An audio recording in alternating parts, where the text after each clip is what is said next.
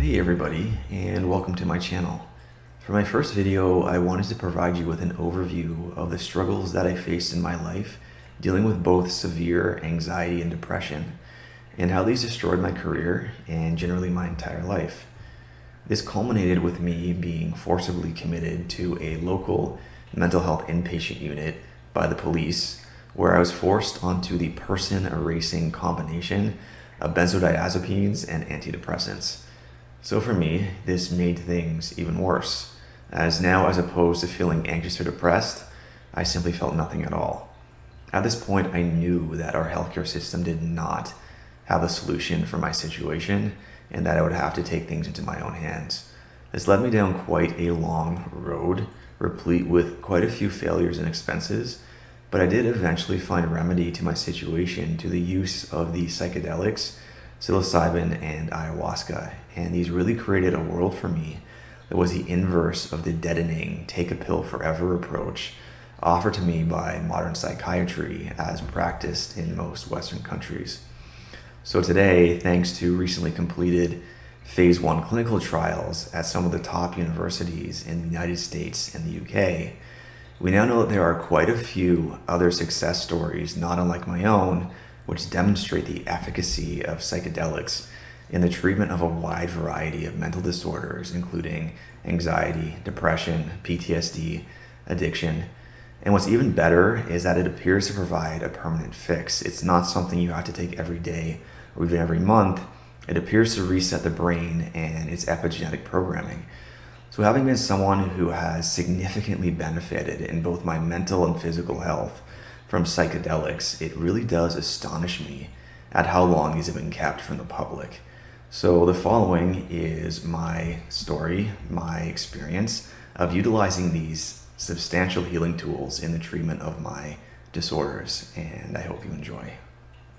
So to begin with, just to give you an idea of where I'm coming from, I have a doctorate in medical science from the University of Toronto. I worked for about 10 years in a hospital setting, both managing and initiating biotechnology projects. I did this until I had a mental collapse, mainly due to my rather severe and crippling anxiety, after which I recovered from and treated mainly through my own devices, as I found the medical system completely unprepared and unequipped to help me. I then started my own practice, which mainly focuses on helping people who had a similar concern to my own or other mental health symptoms. Link to this is in the description if interested. I am an avid mycologist, which pertains to the growth and cultivation of mushrooms, and I use these quite frequently in my meditation practices as well as general good health, and recommend them to pretty much everybody that I meet. So now let me move into a brief description of me, in particular an autobiographical sketch of where I came from and how I eventually succumbed to and then overcame my main mental health symptom, anxiety. So I was born and raised in Canada in an upper middle class family. By the time I was about 6 years old, I started having extreme bouts of anxiety, though of course at the time, being a child, didn't know what it was or that it was even a disorder. For example, if I would see a plane flying in the sky, I would question the chance, the what if, that it could potentially be carrying some sort of atomic weapon to obliterate my town. This leaping to the worst case scenario was common in people with anxiety. If my parents were even 1 minute late to pick me up from my karate lessons, I would question the chance in my mind of them crashing and dying in a raging inferno and then being raised an orphan. Where these feelings or thoughts came from at the time, I have absolutely no idea. I could usually be reassured by my parents not to worry about these unlikely events. This would help in the moment, but it certainly didn't solve the problem. As I got older, things only worsened for me. Little did I know at the time that I was suffering from anxiety. It can be somewhat challenging to describe to somebody what anxiety feels like if they haven't felt it before. When I attempt to describe it to others, even to me, when I'm hearing my own voice play back in my head, it sounds rather trivial. And this is usually met with, well, why don't you just stop thinking that way? Trust me, that doesn't help. So from a clinical perspective, anxiety is defined as a state of apprehension pertaining to the belief of an occurrence of a future event, irrespective of its likelihood. So I'll give you an idea of a fairly common anxious thought that I would get. In my many years of university, if ever I had an exam or class in the morning, I would lay awake at night in a state of apprehension, concerned that I would miss my alarm the following day and hence my exam. So for most normal people, this feels like a normal fear. Yeah, it'd be pretty catastrophic if I missed my exam. Although this is true, for most, this thought can be quelled by simply checking their alarm that it's set prior to when they go to bed. But for me, even if I did this ad nauseum nauseum, when I'd go to lay my head on my pillow, the thought of what if? What if I set it to PM as opposed to AM? Okay, I'd go back and check. This would provide me with a brief state of assurance, and then I'd go and try to go back to sleep. But then I'd be hit by the thought, okay, but what if the power goes out and you miss your alarm that way? Even though there was a very minimal probability that this particular occurrence would happen, I'd have to quell the fear somehow. I'd be forced to by my mind. Alright, I'll set multiple alarms, some with battery backup, etc., etc. You go through multiple steps to attempt to quell this irrational fear, and it becomes irrational. I mean, it's not irrational to fear that you're going to miss your exam. Usually the irrationality comes in your response to it, or at least my response to it. For example, in addition to the many alarm clocks I would set, I would also have several people call me in the morning to make sure that I woke up, just in case the alarms I set didn't work. But it would never be enough. No matter what I did, it was never good enough. My mind would just always leap to the subsequent what if. What if all 5 of your alarm clocks fail and all 5 of the people forget to call you in the morning? This was a very small likelihood that it could occur, but I would just simply lie in bed thinking about all of these things happening and then the consequences of me missing my exam. And this would be irrespective of the many fail-safes I would set to make sure it didn't happen. It was never good enough, and this is a feature of anxiety.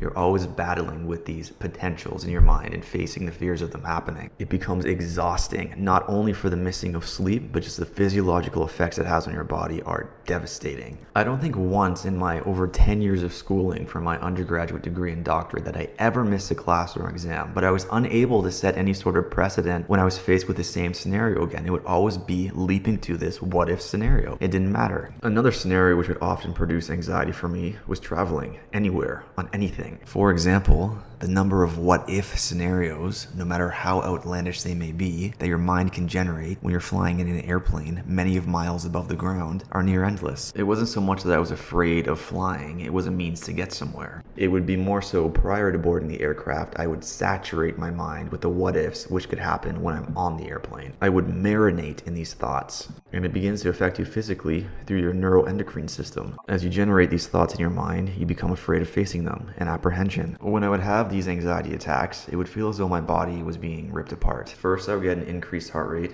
then I would become restless, then my feet would be extremely cold, which of course is distracting. My shoulder would then start to ache, my stomach would be tied up in knots, I would get pain in my upper back, I would have difficulty breathing. Collectively, of course, this is activating the flight or fight response to flee from these thoughts that only exist really in your mind. Any sort of stimulus isn't really in front of you at all other than the what ifs, the outlandish scenarios that you've generated yourself. It's this very odd and uncomfortable state of apprehension that you exist in. There's no getting away from it. There's no fleeing from it. The only way I could successfully quell it was to put myself in scenarios where there was nothing to be worried about. Don't go anywhere. Don't try new things. Don't talk to anybody. It was really a miserable existence.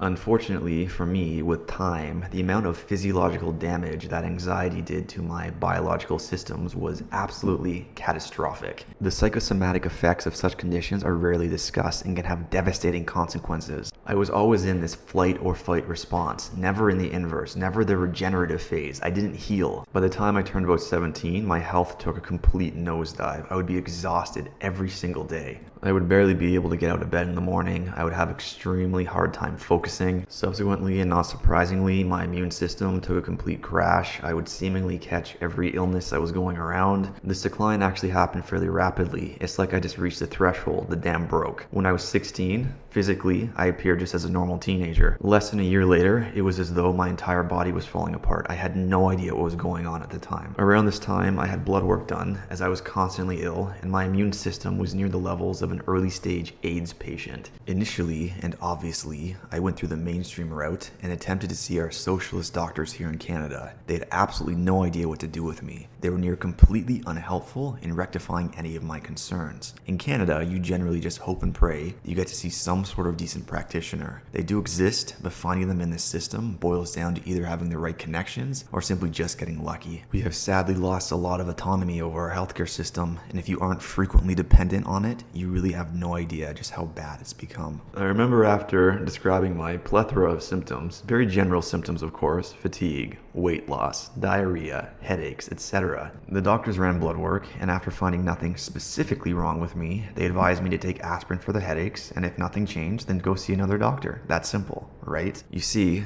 the The way that it works in Canada is all they have to do is make you not an issue, not their issue. If you don't want to see them anymore, there's a long wait list of people waiting to see a doctor. So sadly, a lot of them simply just don't care. And why on earth would they? The government still pays them irrespective of their successes or failures. So after going through this, I just simply concluded, well, there's nothing else I can do. I went to see the so-called experts and they told me nothing's wrong with me. At the time, they didn't ask anything pertaining to any type of mental health symptoms, and since I wasn't even aware that I was suffering from anything, it never really came up. I'm actually kind of thankful that it didn't. I was still within the mainstream type of mindset, and if they would have prescribed me a combination of benzodiazepines and antidepressants, I probably would have just taken them and assumed that this is how people live. Like a zombie with no emotions, depressing, waiting for death. It would actually take many more years until I discovered that it was in fact the mental health illnesses that superseded and were upstream of my physical health conditions. So at the time, I was faced with an option. I could just continue living the way I was, or I could go and attempt to find a new doctor, one that may be just a little bit more concerned about the underlying symptoms I was facing. Oh yeah, and of course I could try the aspirin. You have to understand, however, as I mentioned, in Canada, it's a socialized healthcare system. Things move at a snail's pace. You're going nowhere fast. With general symptoms, you better be willing to wait in line.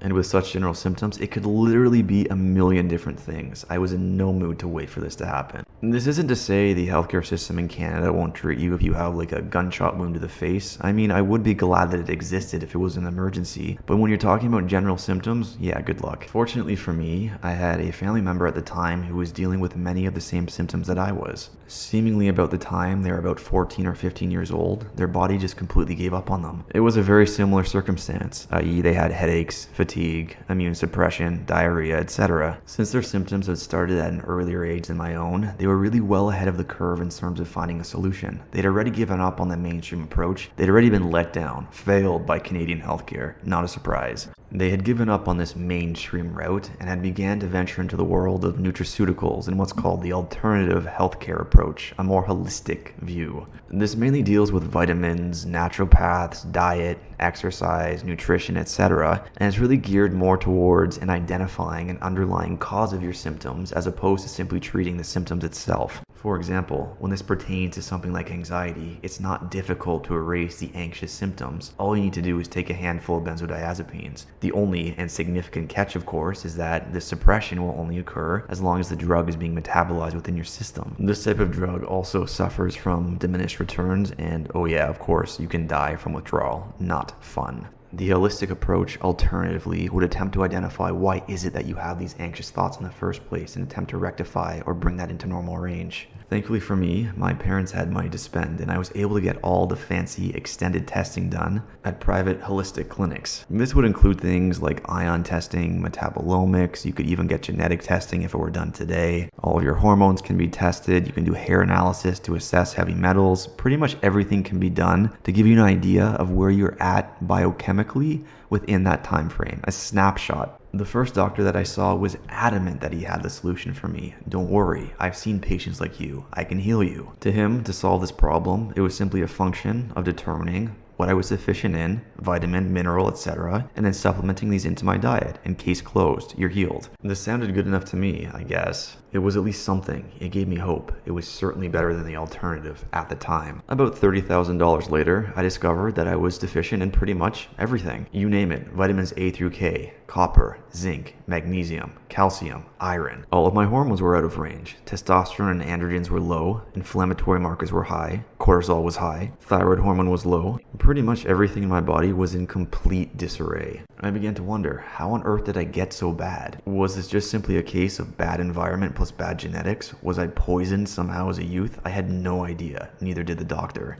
It would take me almost 10 more years to discover that all of these things stem from anxiety. It was upstream of everything. The first thing he had me on was a direct infusion of vitamins into my bloodstream using an IV. This was fairly cumbersome, took time, was painful, and oh yeah, it cost about $100 per treatment. I do admit that transiently after each of these treatments, I would feel better for about an hour, and then I would slowly descend back down into my ill, depressed state. Soon the same doctor had me on nearly 30 different supplements. This ranged from minerals, artificial thyroid hormone from pig, androgen precursors, digestive enzymes, probiotics, chelators, vitamins, you name it, I was on it. None of these were cheap either. It cost about $500 a month to maintain my supplement regime. At this time, for the first time, I began to wonder, Is this simply snake oil? Is it a money-making scheme? Am I going to be on these forever? It was depressing. And the doctor assured me it would take some time. I was, however, quickly losing hope.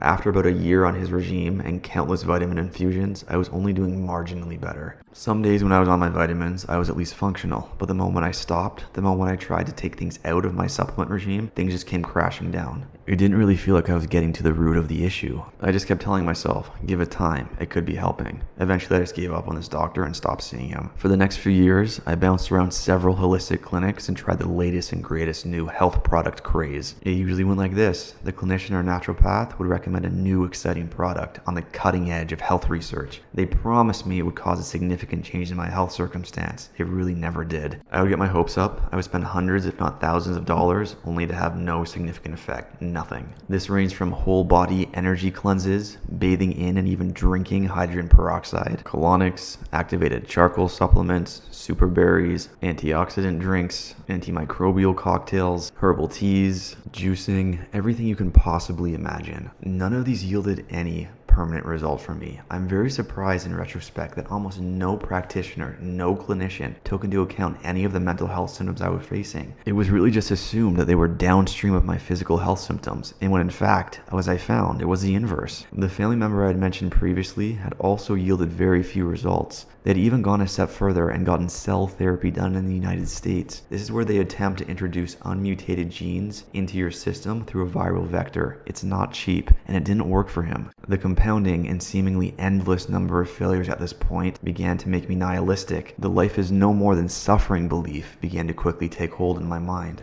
With this nihilistic mindset, my physical health began to deteriorate even further. It's almost as though as I began to give up again, my body gave up as well. I started developing new symptoms. I started having severe breathing problems. This was to the point where I thought that my lung had collapsed. I ended up in the ER a few times, concerned for my safety, and it usually went the same route as before. You'd wait for what seemed like an eternity. The doctor would run a few tests, only to tell you there's absolutely nothing wrong with you. People seem to think that when a doctor tells you there's nothing wrong with you, it should feel fantastic. It doesn't. It's actually exactly the opposite. I knew deep down something was seriously wrong. They simply don't have the tools to help you. It's terrifying. After my third or fourth ER visit, they simply advised me, don't return here. Go back and see your family doctor. It's simply trying to pass you off to somebody else. They don't want to deal with you anymore. Soon thereafter, additional symptoms seemed to pile on. My appendix burst. I developed kidney stones. I was developing welts and boils all over my face and back. It was as though my body was inflamed on a regular basis. It was incredibly painful. Some of these, I believe, were even life-threatening. I remember one day I came home from class and I developed a terrible pain in my heart. I remember just lying there, resigned to the fact that if this is the end, I'm okay with it. I just wanted it to end. There was absolutely no way I would go back to the ER and wait 10 hours for them to tell me nothing's wrong with you. My religious beliefs at the time also took a hit as well. I just simply couldn't figure out why I was suffering. Why was God doing this to me? Why was he allowing this to happen? At the time, I was a devout Catholic, and usually you turn this inward in terms of what have I done to deserve this. I remember it was the middle of February, a snowstorm. I got out of bed and walked down the street to the nearest church. There was a statue of Mary outside. I simply stood there looking at it, wondering, why can no one help me? Why is this happening to me? What are you trying to show me? What am I supposed to do next? This seems endless. There was no reply. I pleaded, I can't go on like this, although I knew that I could. I was really looking for some sort of divine intervention, some sign from God that this was happening for a reason. I didn't find anything at the time. I decided I would just keep going until the day that it ended. I survived, obviously, and about a year later, I managed to graduate from my undergraduate program with high distinction. I initially had medical school set in sight. Why this was the case, I have absolutely no idea. I hated the terrible Canadian healthcare system. It was horrible, abhorrent. I think I was probably just living in a state of cognitive dissonance. Probably after the money, the status, the power, nothing more. I convinced myself, well, I just want to help people. I'll go into this system and I'll try to change it. I'll be an advocate for change. It never works. The minute you try to advocate for anything meaningful in this type of government system, they'll just revoke your license. They'll kick you out. Your degree will become effectively useless to practice within that country or jurisdiction, and you'll have no job. What's worse, the more time you invest getting ahead in this system, the more likely you are to compromise on your values. You become one of them. All the time while desperately trying to convince yourself you're helping people when you know you're not, and are also being comfortably rewarded for it at the same time. I will, of course, only speak for myself. I do know that there are good physicians out there, but the glaring shortcomings of Canadian healthcare are hard to overlook and are much more apparent once you are dependent on it or work within it. It's a very broken system, marred by adverse incentives and the typical shortcomings of collectivism. It's a very sad state. I am so incredibly grateful I never went to medical school. I actually had an offer and ended up turning it down. At the time, I didn't think I was capable of pursuing a rigorous medical program, given my physical state. Instead, I decided to apply for graduate school. I had a keen interest in cell and molecular biology within the medical context and got accepted to a graduate program at the University of Toronto. At about the same time, my family member, who I mentioned previously, found a new practitioner in the area and told me to give her a try. I did. She employed a practice I had heard about in passing called muscle testing. Being scientifically trained and analytically minded, I was of course skeptical about her claims. I'd also been sold so much snake oil at this point, I was skeptical of everything. It's natural and is probably a good thing. The theory behind it is as follows. If anything that is harmful to you comes into contact with what she called your biofield, it would weaken you physiologically. This could then be analyzed or measured based upon the amount of force that your muscles could resist. The inverse, of course, would be true for anything that's good for you. Whenever I did any sort of internet search pertaining to muscle testing, I would usually get mixed results. Doctors, scientists in the mainstream would claim this to be absolute quackery. Based on my past experiences and where I was at, I didn't trust them either. But the alternative wasn't too heartening either. They didn't have any evidence. There weren't any empirical studies done. Most of the websites I could find which championed muscle testings were on internet forums, naturopaths of some sort, ladies wearing crystals who talked about alternative universes. It's not very convincing. But at the end of the day, I was desperate. I didn't need a lot of evidence. The practitioner I was working with was extremely kind. She was extremely patient. Money didn't seem to be at the forefront of our discussions. She seemed genuinely in it to help people. This helped a lot in establishing baseline trust. Even though today I still quite can't explain how muscle testing works, the bottom line is, it worked for me, at least in rectifying some of my health concerns. Being in the state that I was, it didn't bother me so much that people at work would laugh at me, or that someone like James Randi would consider me an absolute lunatic for even giving this a try. I do believe there's merit to muscle testing. Give it a try yourself and see what comes up. It wasn't the absolute solution for me, but it certainly helped me get to the state that I'm in today, and I can't deny that. The whole point of me even mentioning this is to make sure to get the point across you need to keep an open mind. When it came to rectifying my mental health concerns, it was because I was open-minded that I inevitably found a solution. I worked with this practitioner for many years. I was beginning to see positive changes. It wasn't nearly as quickly as I would have hoped or to the magnitude that I would have wished for, but it was helping a lot. Even though my physical health began to slowly rebound, I still suffered enormously from anxiety and depression. Being in graduate school and now working full-time in a hospital laboratory didn't help the situation. My expanded responsibilities gave me manifold issues to be anxious about.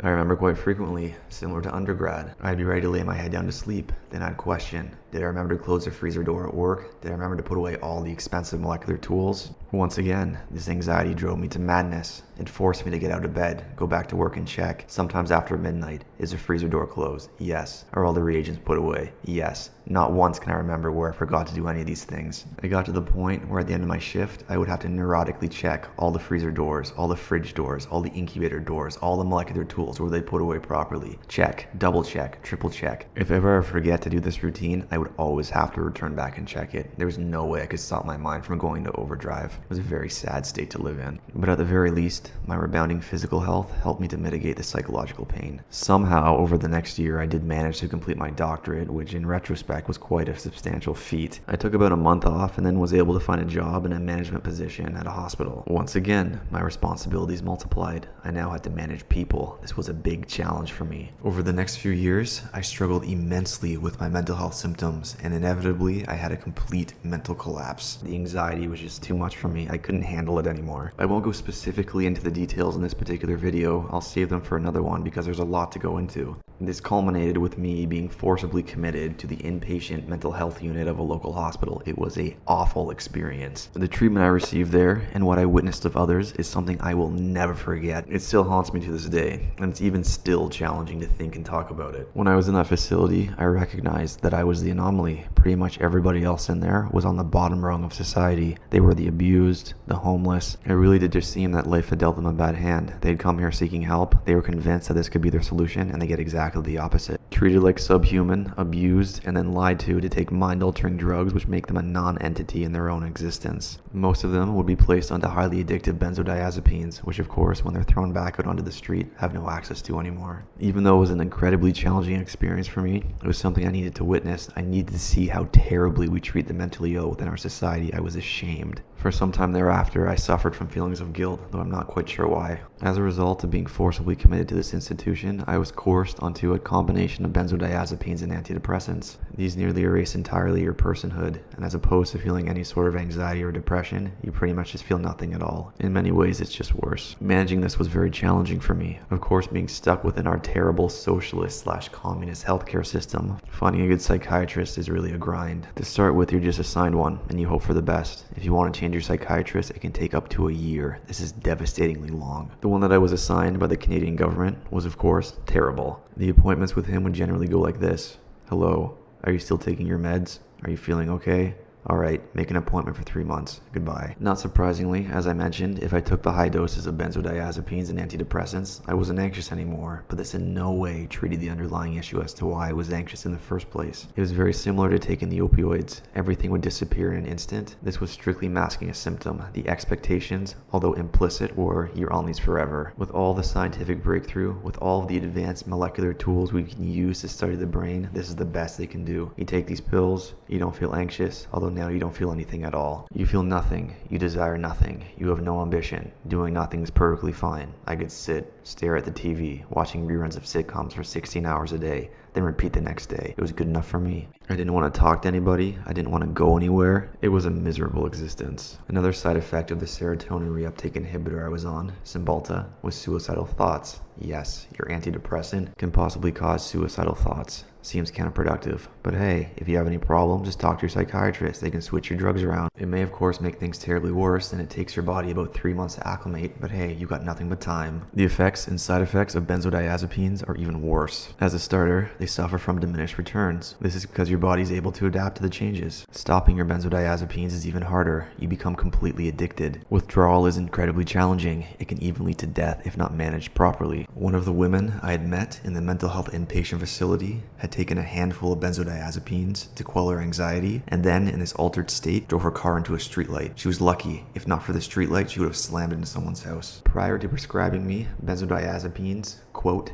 as needed, not one doctor, nurse, or psychiatrist took 1 second to explain to me their highly addictive properties and their difficulties in withdrawal. Like I said, as long as they can make you not a problem anymore, not their problem, they simply don't care. Sure, you may drive a car into a house, killing 5 people, but then you're the problem of the court system, not theirs. To give you an idea for scale, experts predict that the coming benzodiazepine crisis in the United States and other Western countries will rival the opioid crisis in terms of the number of deaths that it produces. It's shocking to me how little this is discussed. The bottom line is, stay away from benzodiazepines if you can. I understand they can be a quick fix if you're having an episode, but chronic use can be deadly. Be informed, be aware. They simply aren't curing your anxiety, they're only masking it. At the very least for me, since I didn't hear it from any of the quote medical professionals, I at least was medically trained and had understanding of medical literature. I could do my own research. For example, studies demonstrate something as simple as exercise can be just as efficient in treating depression as antidepressants themselves. I knew that these drugs weren't right for me. The side effects anyway were almost as bad, if not even worse, than the anxiety I had. I decided to stop taking them, against doctors' orders. They weren't happy about this. They make you very easy to manage. You begin asking too many questions they don't have the time or fortitude to bother answering. They don't have to. They generally just don't care. It was of course somewhat of a risk to stop your antidepressants and benzos. This is because some doctors within Canada, they won't even see you anymore if you're not on your meds. The doctor that I was seeing initially, as I described, was completely useless, and I don't even think he noticed that I left. Most of his patients and appointments were probably interchangeable to him anyway. Stay on your drugs. See me in 3 months. You'll be on these drugs forever. I've come to the belief that in most cases, psychiatry in Western countries generally borders on quackery. It's a very sad state. At the very least, after going through this experience, I was beginning to see my mental health symptoms were at the base of all of my problems. They were upstream. They superseded everything. The only problem was I had no idea how to treat them. A cursory search to the alternatives of psychiatric medicine yielded things like mindfulness, meditation, good health diet, etc. A lot of the things I was already doing, at the end of the day, it didn't really help me, at least least in terms of addressing the underlying cause of my anxiety. Another approach was to look into genetics. Was it simply a genetic predisposition of some sort? I knew I had family members who suffered from similar symptoms of anxiety and depression, just simply not to the same levels that I did. Could this strictly be genetic underpinning? I doubted it. A literature search revealed that genetics accounted for roughly 28% heritability, unlikely at best. What I did discover, however, is that things like anxiety are considered an epigenetic phenomenon. The influences of epigenetics on the brain are substantial. We now know that things like early childhood experiences have a significant effect on how the brain develops and subsequently how we think as an adult. In an attempt to identify challenging experiences as a child, I attempted regression with a therapist. It didn't seem like there was much there, or at least anything I could access using this method. I next considered hypnotherapy. I heard it had worked for some people. I just couldn't find any credible practitioners in my area. I became demoralized. I was becoming resigned to the fact that I may just have to live with this anxiety. I heard from many social workers, doctors, psychiatrists, just simply learn the best you can to manage the anxiety you have. There's nothing more to it. You just have to live with it and mitigate the symptoms. It's unlucky, but that's you. I just couldn't accept this. I know in life sometimes you just have to accept what's before you, but I thought there must be something more out there. It couldn't really be that the only two options were to just mitigate or take a pill to erase all your emotions. Thankfully, I was still fairly active in the world of alternative holistic medicine, and I was always looking for something new which could potentially help me. I was listening to a YouTube podcast, The Joe Rogan Experience, and his guest, Amber Lyon, described a situation somewhat similar to my own. She suffered from severe anxiety. It nearly destroyed her life. She also faced similar frustrations to what I did in terms of dealing with modern psychiatry. I believe she was on Xanax to quell her anxiety, and it wasn't working. As an alternative, she turned to psychedelics. In particular, she traveled all the way to Peru to partake in a sacred ceremony involving the plant medicine Ayahuasca. This was sufficient in rectifying her concerns. I was absolutely amazed. I knew nothing of psychedelics. I just considered them street drugs, things that you take at a party to have a good time, nothing more. This opened up a whole new world for me. I started doing my research in terms of psychedelics. A key component in ayahuasca is dimethyltryptamine, DMT. This is one of the most powerful psychedelics known to man, and it's released when you're dreaming. This isn't synthetic, it's a peptide hormone. It's kind of funny to me, considering where I'm at now, that this was my entry point into the world of psychedelics. The only thing I had even tried at this point was marijuana. I once had edibles and nearly had a psychotic break. My state of desperation made me incredibly open-minded to this world I knew nothing about, and I decided to give it a try. I wouldn't recommend anyone just jump into taking ayahuasca. Do your own research. I at least did that. For me, this was really one of those, well, what do you have to lose type of moments, and really this was the case. My life was in shambles. I was depressed. I was anxious. I simply saw no future. The plethora of physical symptoms didn't help either. It really felt like I was just waiting for the day that it all ended, and it didn't seem that far off. So off I went. I took one of my family members and we traveled to Peru. We went to a retreat center located pretty deep into the jungle and partook in 4 ayahuasca ceremonies. These are some of the most challenging experiences I've ever faced. There's really no words to describe them.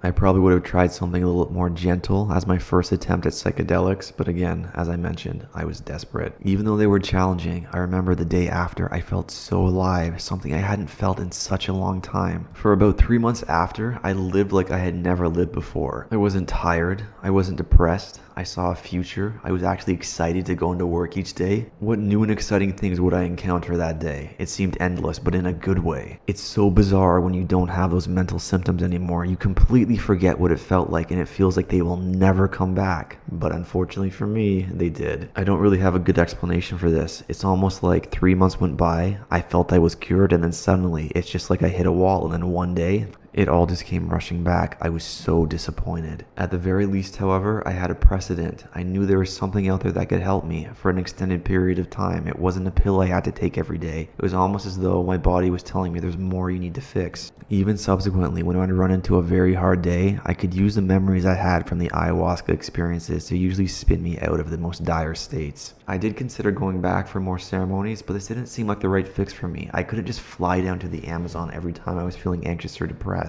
I needed to find another solution, but I at least knew that psychedelics were helpful for me. I looked in that domain, and that narrowed it down greatly. Further, I now knew that it was my mental health that was upstream of everything else. Given my background, I simply started scouring the medical literature. I'm talking mainstream literature, stuff that's published in medical journals. What could I possibly find which pertained to the use of psychedelics in treating mental illness? There was actually quite a lot. There was even data pertaining to completed phase 1 clinical clinical trials. This was fantastic. One of the most pertinent studies dealt with psilocybin. This is the active ingredient in magic mushrooms, shrooms. The study was published in The Lancet. This is one of the top-end medical journals in the entire world, and has an incredibly high impact factor. To get published in The Lancet, you need to have incredibly meaningful results and a very well-controlled study. In this study, they focused on individuals with treatment-resistant depression. What this meant is they had gone the mainstream route, had tried antidepressants, and it didn't work for them. The researchers looked to see whether or not 2 doses of psilocybin could help ablate their symptoms. They would start with a low dose, and then a week later, they would take a high dose. They found that this was sufficient to put their depression into remission. But the most striking finding for me is that even when they assessed these patients 3 months post the end date of the study, they still reported a decrease in their depression. It wasn't as though they had to take it every day, every week, or every month. It seemed like a permanent fix. In the realm of psychiatric medicine, this was completely revolutionary. It was completely unprecedented. Here's a clip of me asking a world-renowned psychologist about these particular results.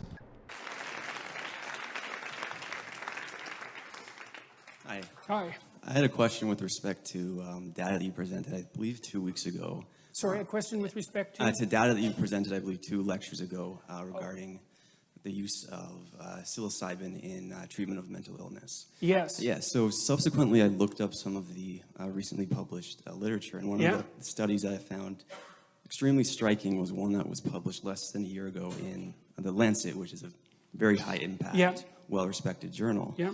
And what they looked at was efficacy in patients with severe treatment-resistant depression.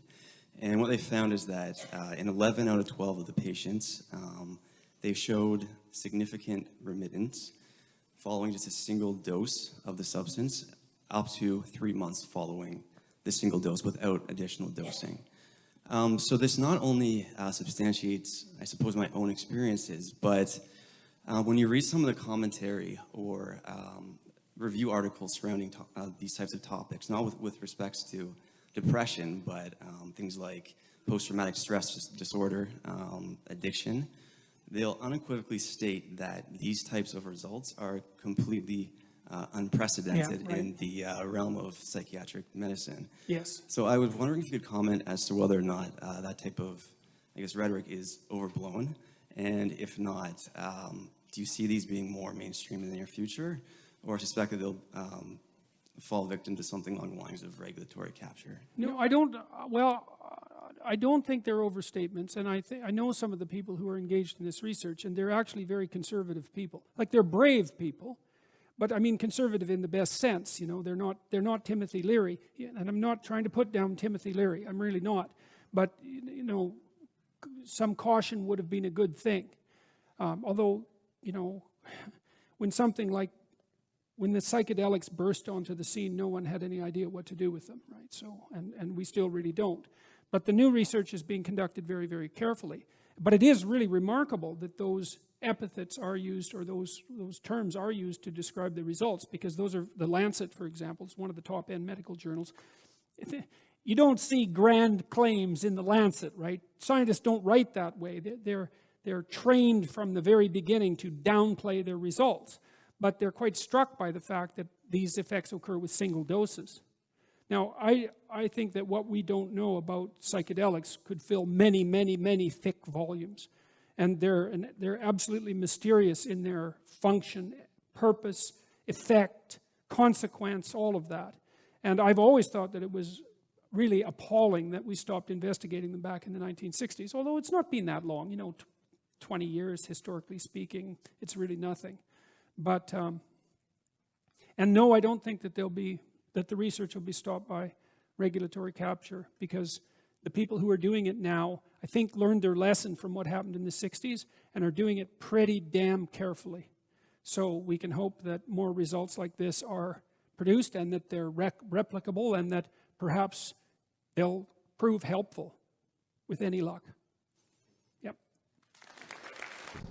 Another such study from 2016 focused specifically on anxiety. This was in cancer patients who had a terminal diagnosis. Effectively, they had a short period of time left in their lives. A similar protocol was used with a low and high dose, with a final measurement of both clinician and self-rated depression and anxiety. The results were equally striking. 80% of the patients rated a significant drop in depression and anxiety that was sustained at a 6-month follow-up without additional dosing. I soon thereafter discovered that prior to the 1960s, when psychedelics were outright banned in Western countries, they had been used quite frequently to treat people with mental illness, and really quite successfully. Many psychiatrists and psychologists at the forefront of this type of research consider it an atrocity that they were banned for so long. These were only 2 of many studies. There were other studies on psilocybin demonstrating efficacy in treating PTSD, addiction, and even just generally increasing self-reported quality of life and positive traits. How on earth could I have missed this? I knew at this point that I had to give psilocybin a try. The roadblock I face, of course, is that these types of substances are banned in most Western countries. You, of course, could fly to retreat centers similar to Ayahuasca, for example. These are legal in places like Jamaica, but I didn't want to do this. It was too expensive. Thankfully,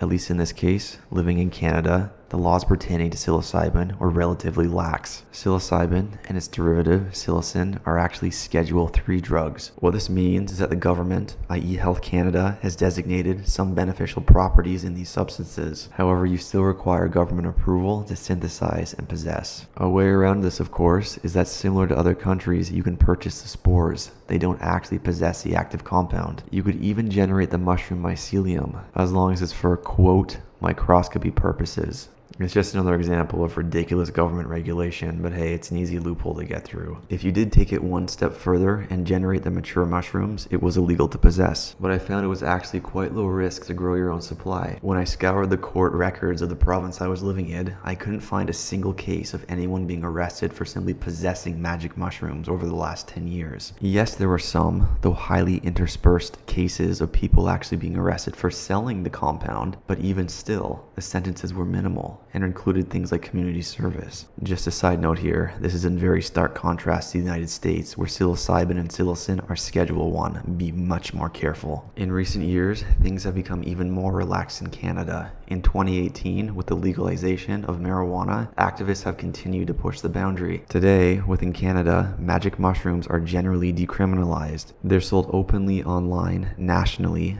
and it doesn't appear as though the government is prosecuting. In some jurisdictions, they're even sold storefront. Think of where marijuana was in the year 2001. The police just don't seem to care that much about possession. But yes, they could go after you if they wanted to. And there is potentially hefty jail time on the books. It is heartening that the attitude in many Western countries is changing for the better and very rapidly. There is now ample evidence within scientific literature that documents these substances are incredibly beneficial to individuals suffering from mental illness. Within the past year or so, research centers have been opened at top-end universities specifically to study psychedelics. This includes Cambridge and Johns Hopkins in the United States. They're doing phenomenal work. Check them out if you can. Links in the description. So, now having done my own research, I simply purchased spores online from Spores 101 and began to learn how to cultivate mushrooms. I used online forums, Shroomery and Earwood. They are fabulous resources. Links in the description as well. It's actually a pretty fun hobby. It was a little bit challenging at the get-go. Most mycologists will say your main concern is contamination. This is true, but once you have your aseptic technique down, it's pretty straightforward after that. A great thing about growing your own supply is you have an element of quality control in your hands. You have a lot more confidence in the product you're creating. This isn't true when you purchase off the street. In a foreign country, I purchased mushrooms off the street. They were terrible. They didn't work at all. The quality was awful. If you don't want to grow your own or purchase off the street, if you live within Canada, you can purchase online. I've recently bought from them to check out their quality and delivery services. It's all legitimate. Links in the description. After growing my own supply, my first experience with mushrooms, I was in a group of people. This is probably a good idea if you've never tried psychedelics before. After taking them, I just wanted to be alone with my thoughts. I was relaxed. The visuals I was seeing were beautiful. Similar to the literature, I started with a low dose. The experience was good, but it wasn't quite what I was expecting based upon descriptions on internet forums. Most likely this is because of the low dose, coupled with the fact it can be somewhat distracting when you're with a group of people, but it's a good idea when you're acclimating. Moving forward, I was confident enough to try them by myself and incorporate them into my meditation practice. I made sure to mirror what I learned in the literature by creating a safe, warm environment environment and being prepared with an intention before I took psilocybin. These subsequent experiences were completely transformative.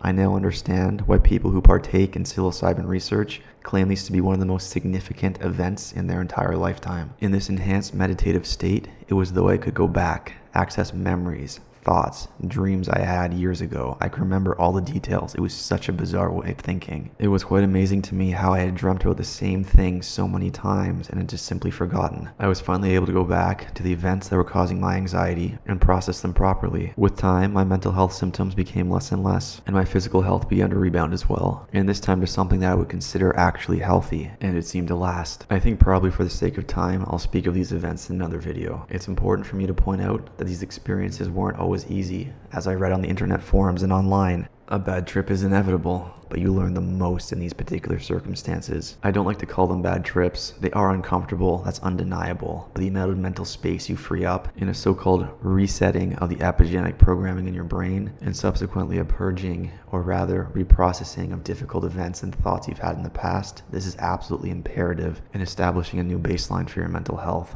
These will be hard. This is one of the key things to be aware of with psychedelics. You can literally face your own hell. Be prepared. Individuals that I've worked with, it's come up on the first dose. Others, it's been through repeated exposure. And some didn't seem to face any challenging experiences at all. Bottom line is, take psychedelics seriously. Make sure you have someone to talk to about it afterwards. A therapist helps enormously, but I understand they can be challenging to find. In recounting these events, it seems like an eternity ago. I had forgotten how challenging the earlier stages of my life were. The suffering, the longing to understand what exactly it was that I was facing, why it was happening to me. I am extremely grateful to have finally discovered truth. The amount of good that can be done with psychedelics like psilocybin and ayahuasca are near endless. If you're open to growth and change, it can create a life that's the inverse of the deadening effects which benzodiazepines and antidepressants create. This doesn't just mask your symptoms, it cures them. I recommend trying psilocybin to pretty much everyone I meet. Of course, there's caveats, there's things you need to be aware of, do your own research, but for anyone, I do believe there's something you can learn, memories and thoughts that can be reprocessed, recontextualized for a better understanding. I am near certain that I was able to cure my anxiety and depression and subsequent physical health ailments using psilocybin and other psychedelics like ayahuasca. It astonished me. When I spoke with my psychiatrist about the successes that I had in treating my own symptoms, I thought they would be overly interested in what I had to say, but they weren't. My psychiatrist actually advised me, never take it again. This was from someone who knew nothing of the medical literature. It wasn't though I was just recounting people's experiences off of internet forums. I presented evidence from some of the top medical journals in the world. They didn't seem to want to listen. I was just another person, a lunatic with a mental disorder. I guess I forgot how entrenched the current medical system is. The massive amount of profits made from antidepressants and anti-anxiety medication is in the billions of dollars each year. It is not going to die easily.